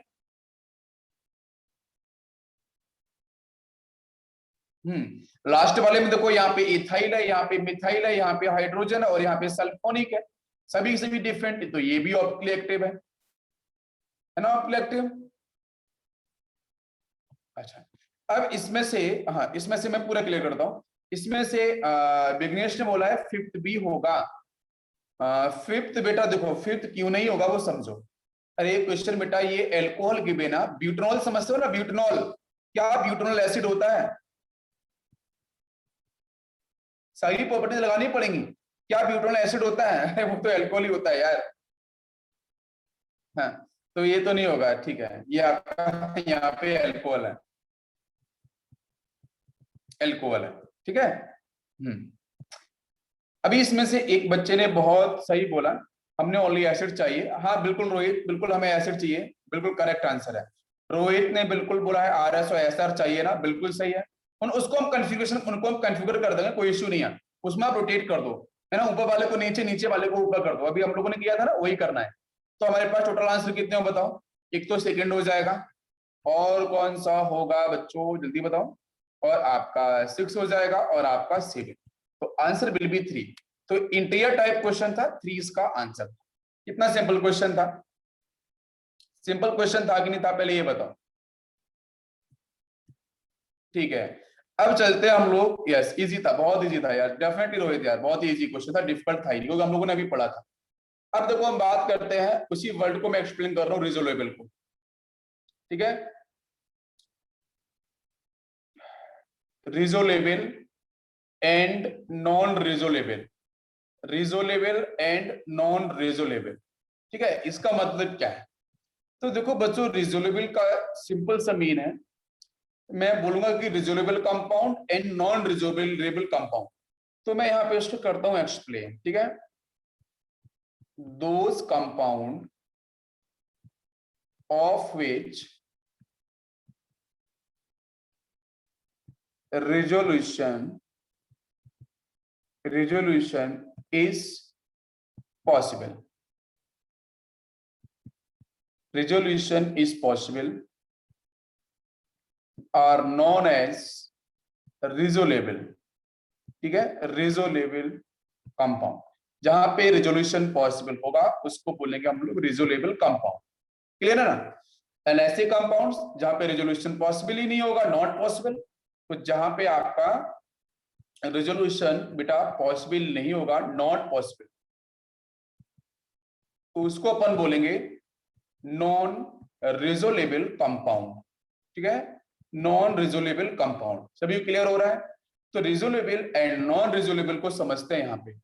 तो बेटा मैं यहाँ पे लिख रहा हूँ रिजोल्वेबल एक तरफ में लिख रहा हूँ नॉन रिजोल्वेबल कंपाउंड। ठीक है, तो रिजोल्वेबल कंपाउंड के नीचे मैं यहाँ पे लिखता हूँ first point, all optically active होने चाहिए एंड कायरल कंपाउंड। ध्यान देना बच्चों, ऑप्टिकली एक्टिव कंपाउंड पे एप्लीकेबल होगा रिजोल्वेबल वाला कॉन्सेप्ट, और कायरल कंपाउंड ये हमेशा आपके रिजोल्वेबल कंडीशंस में आएंगे। क्या आपको मेरी बात समझ में आ रही है? नॉन रिजोल्वेबल की बच्चों बात करें, जैसे क्वेश्चन पूछा था ना किसी बच्चे ने कि सर रिजोल्वेबल वाला कौन सा होगा, तो अब सॉल्व हो जाएगा। ऑप्टिकली एक्टिव वाले रिजोल्वेबल और कायरल कंपाउंड्स आपके रिजोल्वेबल। ठीक है, नॉन रिजोल्वेबल बेटा क्या होंगे बताओ? तो जितने भी आपके ऑल ऑप्टिकली इनएक्टिव कंपाउंड, ठीक है, वो सारे के सारे क्या होंगे आपके नॉन रिजोल्वेबल, या जो भी आपके सिमेट्रिक मॉलिक्यूल्स हैं। ठीक है, जो भी आपके सिमेट्रिक या आपके अनसिमेट्रिकल मॉलिक्यूल्स होंगे, अनसिमेट्रिकल ऐसे भी समझ लो, ये सिमेट्रिक क्योंकि सब कनेक्टिविटी एक साथ है, ये सिमेट्रिकल मॉलिक्यूल्स होंगे, तो इसका मतलब बच्चों ये हो जाएंगे एक कायरल कंपाउंड। तो ये होते हैं नॉन रिजोल्वेबल। तो गिवन ऑप्शन में कैसे कंपाउंड को चूज करना है?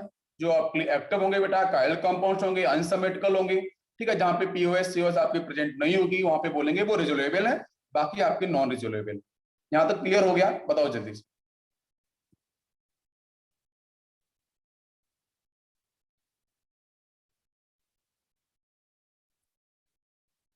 ठीक है,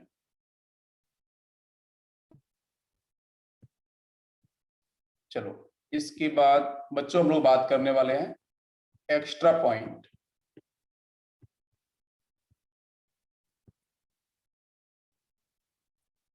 एक्स्ट्रा पॉइंट की बात करते हैं। ठीक है, देखो इसमें मैं डिफाइन कर रहा हूं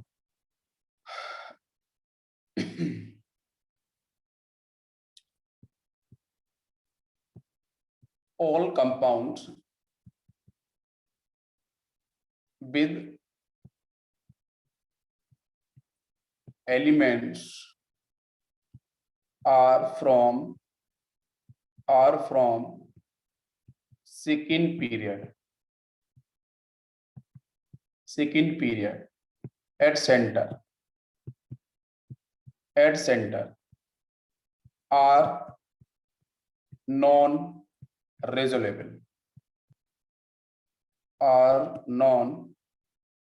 resolvable, ठीक है, उनको हम बोलेंगे नॉन रिजोल्वेबल। तो सेकेंड पीरियड वाले एलिमेंट में आपके कौन कौन से आते हैं? तो बोरॉन है ना, पी ब्लॉक में आपको जो पी ब्लॉक वाले ही मिलेंगे। बोरॉन हो गया, कार्बन हो गया, नाइट्रोजन हो गया, ठीक है, और कौन? ऑक्सीजन हो गया, फ्लोरीन हो गया, और लास्ट में आपका आ जाता है नोबल गैस, इसको छोड़ देना। इसमें से कौन कौन से आ सकते हैं वो समझ लो। इसमें से जो मैक्सिमम क्वेश्चंस आते हैं बच्चों नाइट्रोजन से आते हैं। कार्बन वाला तो क्लियर ही हो गया, और क्वेश्चन जो आता है वो आपका आता है नाइट्रोजन से, नाइट्रोजन से। तो ये स्टेटमेंट जो लिखा है वो सही लिखा है मैंने। अगर स्टेटमेंट कभी आ जाता है स्टेटमेंट वाइज क्वेश्चन, तो आपको देखना है कौन से कौन सा गलत है। तो यहाँ पे all compounds with elements are second period at molecule का सेंटर अगर होगा सेकंड पीरियड का एलिमेंट, तो वो भी बच्चों कैसे होते हैं, नॉन रिजोल्वेबल होते हैं। ये एक्चुअली एक्सेप्शन आता है, वो एक्सेप्शन मैंने नहीं लिखा है, मैंने एक्स्ट्रा पॉइंट लिखा है। तो सेकंड पीरियड से बिलोंग करने वाले एलिमेंट्स जनरली बच्चों क्या होते हैं, हम ऑलवेज बोल सकते हैं सर कार्बन एक्सेप्शन है क्या, नहीं कार्बन एक्सेप्शन, कार्बन एक्सेप्शन वो तो आपका अलग ही स्टडी कर रही है हमने, कार्बन के ऊपर तो स्टडी हम लोगों ने अलग करी है। नाइट्रोजन वाला केस आता है, ये क्वेश्चन आता है, क्वेश्चन यहाँ से आईआईटी में आ सकता है एग्जाम में नाइट्रोजन से। कार्बन वाला केस तो भी हम लोगों ने पढ़ा है ना, तो वो एक्सेप्शन में नहीं आता है, वो बस ध्यान देना। जैसे इसमें एग्जाम्पल कैसे होते हैं, जो उसको लेता हूँ नाइट्रोजन वाला। जैसे यहाँ पे आपका ये नाइट्रोजन है फर्स्ट मॉलिक्यूल, ठीक है, एक सेकंड इसको ना मैं चेंज कर देता हूँ। ये डेफिनेशन क्लियर हो गई है ना, पहले ये बताओ, ये पॉइंट क्लियर हो गया है ना। देखो मैं ना यहाँ एग्जांपल लेता हूँ, जैसे मान के चलो मैंने यहाँ पे लिया है नाइट्रोजन और यहाँ पे ले लिया है मैंने पहले R1 एक पार्ट, और यहाँ पे आपका ये पॉजिटिव पार्ट है, ये आपका R2 पार्ट है, ये R3 पार्ट है, ये आपका R4 पार्ट है। ठीक है, मैं क्वेश्चन पूछूंगा कि ये नाइट्रोजन जो है उसके पास से ये इलेक्ट्रॉन आपका जा चुका है, पॉजिटिव चार्ज है, ये आपका अमोनियम सॉल्ट है, ये अमोनियम आपका पार्ट है। यहाँ पे नाइट्रोजन कैसा है सर, 4 सिग्मा है, sp3 हाइब्रिडाइज्ड होगा। मैं पूछूंगा यहाँ पे क्या कायरल सेंटर होगा, हाँ बिल्कुल बिल्कुल आपका ये कायरल सेंटर होगा, because all 4 are different group. मैं पूछूंगा कि अनसिमेट्रिकल होगा, हाँ बिल्कुल ये अनसिमेट्रिकल ही आपको मिलेगा, बिकॉज कायरलिटी आपको मिल रही है, वन कायरल सेंटर है। नेक्स्ट मैं पूछूंगा मिरर इमेज के बारे में, तो इसकी मिरर इमेज कैसी होगी, तो मिरर इमेज बना के देखते हैं। इसकी मिरर इमेज, ये बीच में मिरर लगा दिया मैंने, नाइट्रोजन अपनी पोजीशन पे होगा, R1 आपका यहाँ रहेगा ऊपर, ऊपर वाला नीचे, इधर वाला ये रहेगा R3, बस ये चेंज होगा लेफ्ट का राइट, राइट का लेफ्ट, बस ये R3 और नहीं सॉरी R2 R4 में आपको चेंज मिल जाएगा। क्लियर है ना, ये इसकी मिरर इमेज हो गई है। तो यहाँ पे मिरर इमेज कैसी होगी, super imposable non super imposable, बेटा R1 R1 को करेगा overlap, super impose, R3 R3 करेगा, बट क्या R4 R2 करेगा, नहीं करेगा। क्या आपका R2 वाला R4 करेगा, नहीं करेगा, सुपर इम्पोज है ना, ढकेगा नहीं। तो बोलूंगा कि इसकी जो मिरर इमेज होगी बेटा बेटा वो क्या होगी, non super imposable, non super imposable. ये बात समझ में आ रही है। नेक्स्ट पॉइंट बेटा यहाँ पे बोलूं तो ये ऑप्टिकली एक्टिव है और कायरल मॉलिक्यूल है, कायरल मॉलिक्यूल है। मेरी बात समझ में आ रही है, क्लियर है क्या। तो ये नाइट्रोजन वाला भी एक केस है जहां पे इनके ये जो स्टेटमेंट जो मैंने लिखे हैं ये ऑल स्टेटमेंट आर करेक्ट, और इन्हीं स्टेटमेंट के बेस पे, इन्हीं रिजल्ट्स के बेस पे आपको क्वेश्चन आ सकता है, वो आपको ध्यान रखना है। पहले तो ये भी आपका इंपॉर्टेंट सेक्शन था। अब मैं आपको बताने वाला हूँ वो अबाइंस में जहाँ पे आपका लॉन पेयर है, लॉन पेयर है, यहाँ पे आपका R1 रिजर्वल वाला कंडीशन, ये R2 है, यहाँ पे आपका R3 है। जरा इसकी मिरर इमेज बना के देखो तो क्या मिलेगा, ये nitrogen lone pair as it is यहीं रहेगा, R2 आपका नीचे होगा, R3 आपका इधर आ जाएगा, R1 आपका इधर, लेफ्ट का राइट, राइट का लेफ्ट, ठीक है, और बाकी चेंज बेटा नहीं होने वाला। ये बात समझ में आ रही है, ये इसकी मिरर इमेज हो गई है। अभी क्वेश्चन हमारा ये है कि यहाँ पे नाइट्रोजन कैसा है, sp3, और क्या है बेटा लॉन पेयर R1 R2 चारों डिफरेंट हैं, चारों डिफरेंट हैं, तो मतलब 3 बॉन्ड पेयर एक लॉन पेयर है ना, तो sp3 हो जाएगा 4। ये कैसा होगा, कायरल होगा ना, कायरल सारी के सारी डिफरेंट है, ठीक है। मैंने बोला था lone pairs work as pseudo atoms. और नेक्स्ट बच्चों यहाँ पे क्या होगा, ये हो जाएगा आपका अनसिमेट्रिकल। मैं पूछूंगा क्या मिरर इमेज बच्चों सुपर इम्पोजिबल होगी, बताओ मिरर इमेज क्या होगी, नॉन सुपर इम्पोजिबल होगी ना, non super imposable mirror image. देखो बच्चों R1 R3 को ढक सकता है और ये इसको नहीं कवर कर सकता है, ठीक है ना, बाकी लॉन पे करेगा और ये इसको करेगा, R2 करेगा। इतनी बात समझ में आ रही है। बट रिजल्ट एक यहाँ पे ये आता है इंपॉर्टेंट कि ये आपके जो ऑब्जेक्ट है बेटा, ये जो मॉलिक्यूल्स हैं वो कैसे हैं, ये जो मॉलिक्यूल है वो आपका है ऑप्टिकली इनएक्टिव। ध्यान दो पहले वाले केस में क्या था, अमोनियम वाले केस में एम का मतलब बेटा पॉजिटिव चार्ज, तो नाइट्रोजन वाला अगर आपका पॉजिटिव चार्ज वाला केस आता है तो वो ऑप्टिकल एक्टिविटी में आता है। लेकिन अगर नाइट्रोजन बेटा लॉन पेयर ये वाले अमाइंस वाले केस आ जाए, लॉन पेयर वाले केस, तो कायरल होगा, अनसिमेट्रिकल होगा, मिरर इमेज बच्चों super imposable, non super imposable होगी। और मॉलिक्यूल्स रिजल्ट बच्चों ये इंपॉर्टेंट है, this result is very very very important. ये आपके जो मॉलिक्यूल है वो आपके ऑप्टिकली इनएक्टिव होंगे। What is the reason? Reason is very important. Reason बच्चों क्या होता है, वो रीजन समझो। ये ऑप्टिकली इनएक्टिव क्यों है? सारी प्रॉपर्टीज होल्ड कर रहा है ऊपर, लेकिन ये ऑप्टिकली इनएक्टिव क्यों है? बिकॉज बच्चों यहाँ पे फ्लिपिंग होती है, एक वर्ड आता है बच्चों फ्लिपिंग। ठीक है, फ्लिपिंग का मतलब होता है आपका उल्टा हो जाना। जैसे अम्ब्रेला मान के चलो ऐसा है ना, अम्ब्रेला इस तरीके से है, ठीक है। अम्ब्रेला ऐसा अम्ब्रेला कब हो जाता है? जब बच्चों तेज आपकी हवा आती है ना, आजकल जो हवा शाम को आ रही है, तेज चल रही है, तो अगर आपकी तेज हवा आती है तो चाहता है ऐसे से ऐसे हो जाएगा, इसी को बोलते हैं फ्लिपिंग। ठीक है, ये इससे ऐसा हो जाए, फ्लिपिंग का मतलब उल्टा हो जाना। तो जो अमाइन आपको दिख रहा है ना, इस अमाइन के अंदर जो लोन पेयर है, लोन पेयर की बच्चों बहुत ही इजिली और आसानी से, बहुत ही तेजी से फास्ट आपकी फ्लिपिंग होती है। इसको अपन बोलते हैं rapid rapid umbrella rapid umbrella inversion. इसको यूज करते हैं रैपिड अम्ब्रेला इन्वर्जन। तो रैपिड अम्ब्रेला इन्वर्जन एक कॉन्सेप्ट होता है, मतलब इसका उल्टा हो जाना, सिंपल सा ये है। जिस तरीके से आपको दे रखा है ऊपर, आपका जो लोन पेयर दे रखा है, मैंने बना के आपको ये दिया है, लेकिन एक्चुअली मॉलिक्यूल ऐसा मिलता ही नहीं है। वो क्या होता है, वो बदलता रहता है। लोन पेयर नीचे आएगा, R1 R2 R3 ऊपर चले जाएंगे, फिर से। और ये सारा का सारा होता है बच्चों at room temperature. At room temperature 25 degree Celsius पे, रूम टेम्परेचर पे पूरा का पूरा प्रोसेस इंफिनिटी कंटिन्यूअस फ्लिपिंग चलती ही रहती है। क्या आपको मेरी बात समझ में आ रही है? जब फ्लिपिंग ही चलती रहती है तो इसलिए हम बोलते हैं कि रैपिड अम्ब्रेला इन्वर्जन की वजह से ये मॉलिक्यूल बच्चों कैसे होते हैं, ऑप्टिकली इनएक्टिव होते हैं। क्या आपको मेरी बात समझ में आ रही है? इतनी बात क्लियर हो रही है? यस। मैं इसको और भी एनर्जी के बेस पे भी डिफाइन कर सकता हूं, ठीक है। Energy required for this conversion, energy required for this conversion is available at room temperature, ठीक है। Room temperature 25 degree Celsius, and cannot they cannot be separate, and become identical. तो बच्चों ये मॉलिक्यूल्स कैसे होते हैं? आइडेंटिकल होते हैं। ये बहुत इंपॉर्टेंट कॉन्सेप्ट है, ध्यान देना। अमाइंस वाले केस की हम सिर्फ बात करेंगे, उस पर एप्लीकेबल होगा। तो ये मॉलिक्यूल्स बच्चों क्या होंगे? इन मॉलिक्यूल्स की जो फिलिपिंग है, उस फिलिपिंग के लिए, उस अम्ब्रेला इन्वर्जन कन्वर्जन के लिए, बेटा इनके कन्वर्जन के लिए अमाइंस वाले केस में रूम टेम्परेचर पे ही एनर्जी आपको मिल जाती है, जिसकी वजह से बेटा क्या इनको हम लोग सेपरेट आउट नहीं कर सकते हैं, रेजोलेबल नहीं है, रेजोलेबल नहीं होंगे अमाइंस। बात मेरी समझ में आ रही है? तो इनको हम लोग सेपरेट आउट नहीं कर सकते हैं कभी भी, तो ये बेटा बजाते हैं आइडेंटिकल मॉलिक्यूल्स। क्या इतनी बात क्लियर है सभी को? जल्दी से बताओ, क्या इतनी बात क्लियर है? बताओ सभी लोग।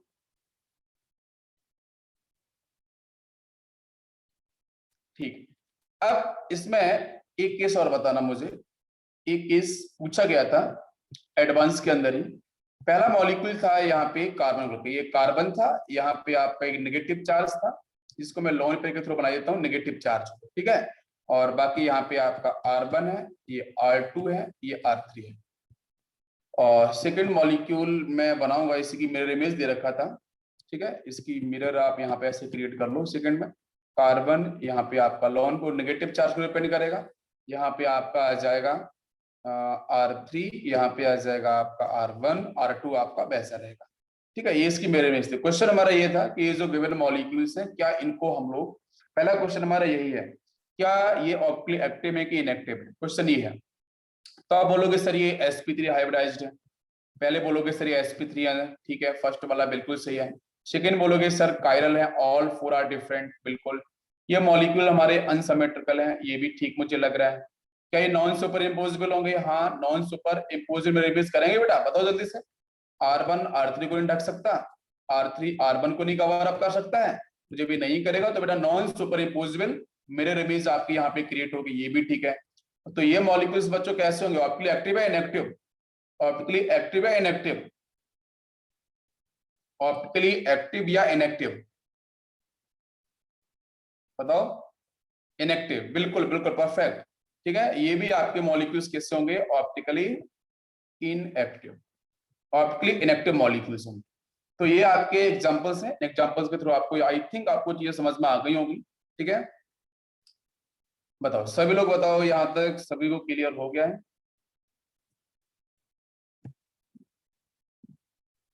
ठीक है बच्चों, अब हम बात करेंगे एक और, एक आपका एक्स्ट्रा केस है, वो भी एडवांस के लिए है। ठीक है, मैथ्स पे क्वेश्चन है वो एडवांस वाला केस, उसको मैं लेता हूं। तो यहाँ पे एक पॉइंट और आता है कि अगर आपकी साइक्लिक, ठीक है, cyclic pyramidal structure, cyclic pyramidal structure अगर आपको मिलते हैं अमाइंस वाले केस में, तो बच्चों वो होते हैं आपके रिजोल्वेबल। अमाइंस वाला केस हो, कोई सा भी केस हो, बस साइक्लिक पिरामिडल, पिरामिडल बेटा कब मिलता है, जहां पे आपका एक कन्फिग्रेशन ऐसा हो जहां पे आपको लॉन पेयर्स दिखाई दे, एटलीस्ट वन लॉन पेयर, वहां पे मिलता है पिरामिडल। ठीक है, तो क्वेश्चन हमारा वही है कि जैसे हम बोलते हैं कि एक जनरल फॉर्म होती है AB4 टाइप की मॉलिक्यूल्स की, तो ये आपका टेट्राहेड्रल होता है, ज्योमेट्री और शेप दोनों, क्योंकि यहाँ पे लॉन पेयर नहीं है। ठीक है, आपका आता है ये सेकेंड केस में, एक यहाँ पे लॉन पेयर ले लेता हूँ, सेकेंड केस में AB3L1 कर लेता हूँ। ए आपका सेंट्रल एटम है, बी आपका बॉन्ड पेयर है, तीन बॉन्ड पेयर एक लॉन पेयर, तो उस केस में आपको पिरामिडल, उस केस में आपको पिरामिडल शेप आपको मिलने लगता है। मेरी बात समझ में आ रही है? बट ये तो बच्चों शेप होगा पिरामिडल, बट ज्योमेट्री स्टिल आपकी वही रहेगी बेटा, वो रहेगी आपकी टेट्राहेड्रल, और बॉन्डिंग आपका हो जाएगा इसका कम, बिकॉज ऑफ रिपल्सन थ्योरी। तो अब देखो बच्चों यहाँ पे, इसलिए मैंने बोला है साइक्लिक पिरामिडल स्ट्रक्चर्स आर रिजोल्वेबल। ठीक है, ये बच्चों रिजोल्वेबल होते हैं। इसका एग्जांपल समझ लो, मैं एग्जांपल देने की कोशिश करूंगा। यहाँ पे इस तरीके से एक मॉलिक्यूल हम लोगों ने लिया है, फर्स्ट मॉलिक्यूल, और यहाँ पे आपका है नाइट्रोजन, इसके पास है लॉन पेयर, और ये कुछ इस तरीके से यहाँ पे अटैच है, 1 एटम एंड 2 एटम ये कार्बन, और इसको मैं इस तरीके डबल बॉन्ड हो, और इसके साथ एक तो ये ऑब्जेक्ट लिया है, एक कंपाउंड और ले लेते हैं इस तरीके से। यहाँ देना ध्यान से, यहाँ पे आपका फास्फोरस है, और फास्फोरस की 5 वैलेंसी होती है यहाँ पे, तो यहाँ भी लॉन पेयर रहेगा ये, और बाकी मैं इसको इस तरीके से बना लेता हूँ, यहाँ पे आपका डबल बॉन्ड हो, यहाँ पे इस तरीके से। ठीक है, तो पहला क्वेश्चन है कि ये फर्स्ट कंपाउंड जो दे रखा है, उस फर्स्ट कंपाउंड में आप मुझे बताओ क्या प्लेनो प्रेजेंट है बच्चों, क्या प्लेनो प्रेजेंट होगी? बिल्कुल भी नहीं, कहीं भी नहीं दिख रही है मुझे, किसी भी तरफ से नहीं दिख रही है। क्या सेंटर ऑफ सिमेट्री मिलेगी मुझे कहीं? बिल्कुल भी नहीं मिलेगी। फर्स्ट कंपाउंड की बात कर रहा हूँ, ये दोनों ही सिमेट्री एब्सेंट है, तो बच्चों क्या होगा, मॉलिक्यूल कैसा हो जाएगा, ऑप्टिकली एक्टिव, अनसिमेट्रिकल है ना, तो मतलब यहाँ पे आपका ऑप्टिकली एक्टिव होगा ना बच्चों, ठीक है ना। अच्छा, इस वाले केस में बताओ क्या यहाँ पे प्लेन ऑफ सिमेट्री मिलेगी? बिल्कुल भी कहीं भी नहीं दिख रही है। क्या आपको यहाँ पे सेंटर ऑफ सिमेट्री कहीं मिलेगी? वो भी मुझे कहीं नहीं दिख रही है। ठीक है, तो ये भी मॉलिक्यूल क्या होगा, इन दोनों की वजह से ऑप्टिकली एक्टिव होगा। ठीक है, तो अगर ये इस तरीके से मॉलिक्यूल कहीं भी दे रखे हो, ठीक है, जहां पे ये लॉन पेयर वाली कंडीशन में लिखा है साइक्लिक पिरामिडल, तो देखो यहाँ पे आपका लॉन पेयर आ गया ना, 3 बॉन्ड पेयर है। कौन कौन से बॉन्ड पेयर है? एक बॉन्ड पेयर देखो ये है, एक बॉन्ड पेयर ये है, एक बॉन्ड पेयर ये है। ठीक है, हाइड्रो एटम हमेशा आपका सेंट्रल एटम बनेगा, नाइट्रोजन, और यहाँ पे आपका फॉस्फोरस, यहाँ पे आपका नाइट्रोजन, ये दोनों के दोनों कैसे है, पिरामिडल, साइक्लिक पिरामिडल। तो अगर ऐसे केस कभी भी आ जाए तो आपको डेफिनेटली टिक करना है कि ऐसे कंपाउंड आपके ऑप्टिकली एक्टिव होंगे और आपके रिजोल्वेबल होंगे। कैसे होंगे बच्चों? रिजोल्वेबल होंगे। मेरी बात समझ में आ रही है? ये एक एक्स्ट्रा पॉइंट है, इसको आपको ध्यान रखना पड़ेगा। सभी को यहाँ तक क्लियर हो गया? सभी बच्चों को यहाँ तक क्लियर हो गया है? चलो, अब इसके बाद बात करेंगे हम लोग, फॉर्मूला यूज करने वाले हैं ऑप्टिकल आइसोमर्स के लिए। ऑप्टिकल आइसोमर्स के लिए जो हमारे फॉर्मूले हैं, ठीक है, जो हमारे फॉर्मूले हैं वो क्या क्या हैं। तो इसमें पहले केस की बात करूं, केस फर्स्ट, ठीक है, केस फर्स्ट, केस फर्स्ट को हम लोग लेने वाले हैं। अगर बच्चों कंपाउंड आपका कैसा है, अनसिमेट्रिकल, ध्यान दो, अगर आपका कंपाउंड कैसा है, अनसिमेट्रिकल, तो अगर कंपाउंड अगर आपका अनसिमेट्रिकल है, तो अनसिमेट्रिकल को हम मान लेते हैं यहाँ पे आपका ए, इस तरीके से करते हैं रिप्रेजेंट। अनसिमेट्रिकल अगर आपका मॉलिक्यूल गिवन है, तो उस केस में पहला क्वेश्चन आ सकता है कि टोटल नंबर ऑफ, मैं बोलूंगा यहाँ पे total number of optical active form, total number of optical active form कितनी होंगी, कितनी होंगी बच्चों? Total number of optical active form कितनी होंगी? 2 की पावर n, 2 की पावर n। n है number of chiral atom. n क्या है? यहाँ पे स्मॉल n जो लिखा है मैंने वो है नंबर ऑफ कायरल सेंटर। ठीक है, ये ध्यान रखना। सेकेंड केस, ठीक है, और इसको मैं रिप्रेजेंट करूंगा बच्चों स्मॉल ए से। Total number of optical form, optical active form बच्चों कितनी हो जाएंगी? तो क्वेश्चन में दे रखा हूं total number of optical active form, उसको करना है स्मॉल ए से रिप्रेजेंट, ए लेके सॉल्व करना है। तो ए की वैल्यू होगी बेटा 2 की पावर n। n यहाँ पे क्या होगा? Number of chiral centre. Questions करेंगे तो समझ में आ जाएगा, पहले फॉर्मूले देख लो। सेकंड, अगर बच्चों मैं यहाँ से पूछूं आपसे, अगर हमारा मॉलिक्यूल अनसिमेट्रिकल है तभी ये लगाना है आपको। फिर मैं पूछूं total number of meso compound या meso form, total number of meso form कितनी? अगर बेटा मॉलिक्यूल ऑप्टिकली आपका यहाँ पे एक्टिव है तो मीजो फॉर्म कितनी होंगी? 0 0 होंगे ना मीजो फॉर्म। बताओ बच्चों, तो सिमेट्री में एप्लीकेबल होता है ना। टोटल नंबर मीजो फॉर्म कितनी? 0। और मीजो फॉर्म को बच्चों हम रिप्रेजेंट करेंगे स्मॉल m के साथ। इसी तरीके से मैं थर्ड अगर क्वेश्चन पूछा गया है कि total number of optical isomers कितने हैं? दोनों अलग वर्ड है। Total number of optical active isomer form कितने हैं? फर्स्ट में लिखा है, नेक्स्ट में पूछा total number of optical isomers कितने हैं? दोनों अलग हैं। ऑप्टिकली एक्टिव और ऑप्टिकल आइसोमर्स के दोनों के नंबर अलग अलग आएंगे। तो अगर ऑप्टिकल आइसोमर पूछेगा ना तो मीजो फॉर्म प्लस फर्स्ट, तो मतलब फर्स्ट एंड सेकंड को आपको एडिशन कर देना है। तो अगर फर्स्ट और सेकंड को अगर आप एडिशन करोगे तो लिखूंगा मैं a प्लस स्मॉल m, मतलब पहली फॉर्म जो आई थी 2 की पावर n और ये 0, दोनों को ऐड कर दो मीजो फॉर्म को तो मिल जाएगा total number of optical isomers. क्या आपको मेरी बात समझ में आ रही है? इतना पॉइंट क्लियर है सभी को कि कैसे लैंग्वेज कैसी होगी, किस तरीके से आपको टिक करना है? अगर क्वेश्चन में पूछता है एनेंटियोमर फॉर्म, अगर क्वेश्चन में पूछता है एनेंटियोमर फॉर्म, एनेंटियोमर फॉर्म कितनी होंगी? तो जो फर्स्ट में दे रखा था ऑप्टिकल एक्टिव फॉर्म, तो उसमें आप 2 का डिवाइड कर दो। जैसे 2 का, क्योंकि पेयर में होता है ना, एनेंटियोमर क्या होता है? पेयर्स में होते हैं, इसलिए हम ए में क्या करेंगे 2 का डिवाइड कर देंगे, एनेंटियोमर्स पेयर आ जाएंगे। इसी तरीके से अगर क्वेश्चन में पूछा गया रेसमिक मिक्सचर के बारे में कि रेसमिक मिक्सचर कितने होंगे, तो वो भी आपके पेयर्स में होते हैं, तो वही a/2 कर दो। ए आपका ये है, ये पहले वाला जो है ना ये आपका ए है, इसको मैंने ए से रिप्रेजेंट किया था। जो भी नंबर आए उसको आप 2 से डिवाइड कर दो, आंसर आपको मिल जाएगा। क्या आपको मेरी बात समझ में आ रही है? फॉर्मूले क्लियर है? इसके बाद केस सेकंड की बात करते हैं। केस सेकंड में, यस, केस सेकंड में देखो हम लोग देख रहे हैं, केस सेकंड में देखेंगे कि अगर बच्चों मॉलिक्यूल या जो कंपाउंड आपको क्वेश्चन में गिवन है अगर वो सिमेट्रिकल है। अनसिमेट्रिकल वाले केस मैंने बता दिए हैं, आप लेक्चर को रिकॉर्ड हो रहा है उसको आप बाद में देख लेना, ठीक है, रिपीट कर करके देखना, कोई दिक्कत नहीं है। तो अनसिमेट्रिकल वाले केस में मैं पहले आपको बताऊंगा यहाँ पे कि अगर जो स्मॉल एन बच्चों क्या था? Chiral centre. अगर कायरल सेंटर आपका इवन नंबर में होता है, कैसा बच्चों? अगर कायरल सेंटर इवन नंबर में हो, है ना, इवन नंबर गिवन हो। पहले वाले केस में अनसिमेट्रिकल वाले में इवन और ध्यान नहीं रखना है, बस एन देखो आंसर निकालो सीधे सीधे के सीधे। लेकिन सेकंड वाले केस में आपको देखना पड़ेगा, सिमेट्रिकल वाले केस में क्या एन आपका इवन नंबर में है?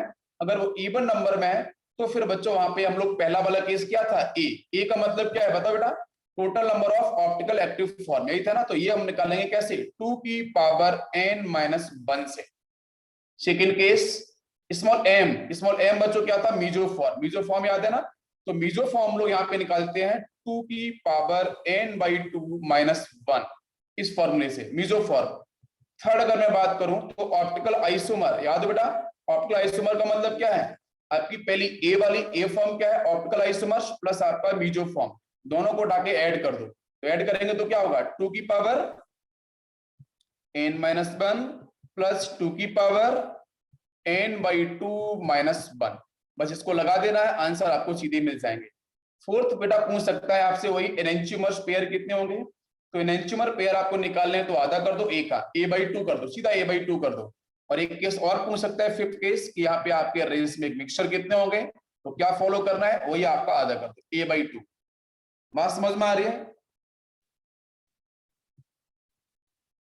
यहां तक क्लियर हो रहा है कि नहीं हो रहा है? बताओ जल्दी से।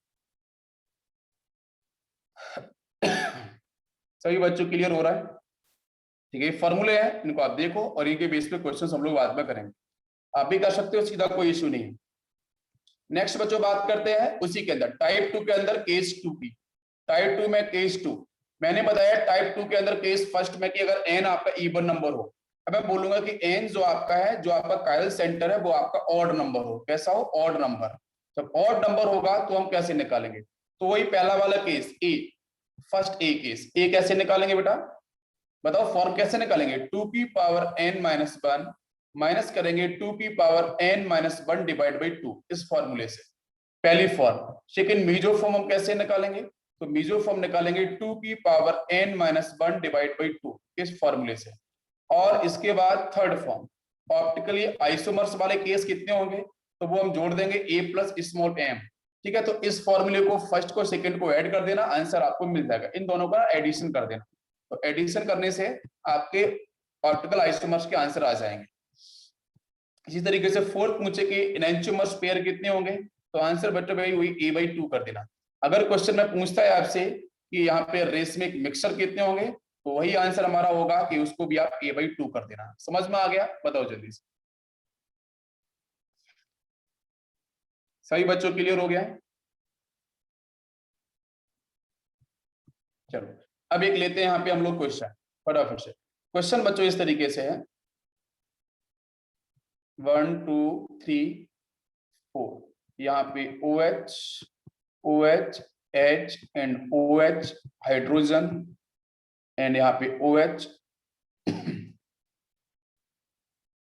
और यहाँ पे आपका H एंड H, नीचे आपका है CH2OH और ऊपर आपका है CH। सॉल्व करो, सारे के सारे फॉर्म निकालो जो मैंने पूछा है आपसे।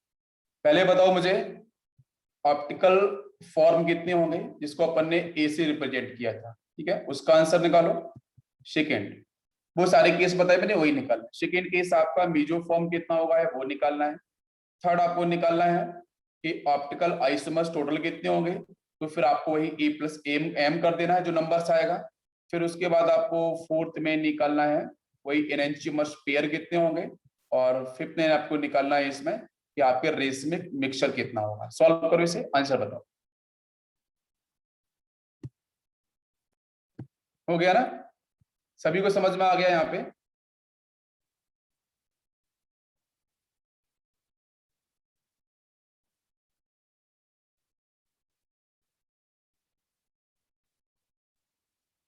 ठीक है, तो इस तरीके से हम, आप देख लो क्वेश्चन को, इस तरीके से हम लोग क्या कर सकते हैं, यहाँ पे डिफरेंट फॉर्म को निकाल सकते हैं। ठीक है, बाकी आप लोगों को और भी एक एक पोर्शन बचा हुआ है आपका यहाँ पे, जिसमें हम पढ़ते हैं इर्थ्रियो एंड थ्रियो। बाकी केसेस हो चुके हैं, कुछ इंपॉर्टेंट पार्ट अगर थोड़ा बहुत कहीं बचा है, ठीक है, तो उसको मैं नेक्स्ट लेक्चर के अंदर फिनिश कराऊंगा। अभी इसके बाद चलेंगे हम लोग कन्फॉर्मेशनल आइसोमर्स की तरफ। तो कन्फॉर्मेशनल आइसोमर्स थोड़े से इंपॉर्टेंट है, लेकिन इस पे अगर आपने प्रैक्टिस करनी छोड़ दी, हाँ, आइसोमर कब फिनिश होगा? जब